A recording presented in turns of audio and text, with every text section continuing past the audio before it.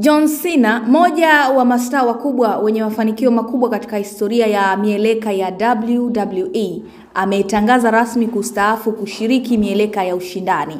John Cena, ambaye ameihudumia WWE kwa zaidi ya miaka 20, amekuwa alama ya mafanikio, nidhamu na uongozi ndani na nje ya ulingo. Kupitia kazi yake amefanikiwa kutwaa mataji makubwa ya dunia mara nyingi na kuwa shujaa kwa mamilioni ya mashabiki duniani kote. Uamuzi wa John Cena kustaafu umetokana na mabadiliko ya maisha na majukumu mapya nje ya mieleka, hususan katika tasnia ya filamu na burudani.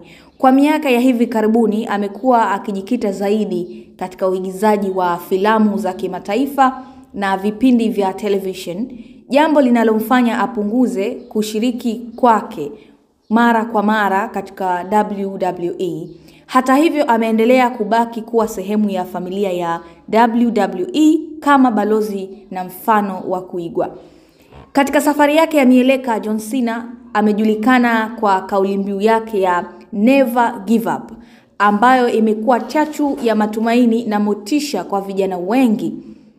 Mbali na mafanikio ya ulingo, amesifiwa pia kwa mchango wake mkubwa katika shughuli za kijamii na misaada, hususan kupitia shirika la Make a Wish, ambapo amesaidia kutimiza ndoto za watoto wengi waliokuwa na changamoto za kiafya.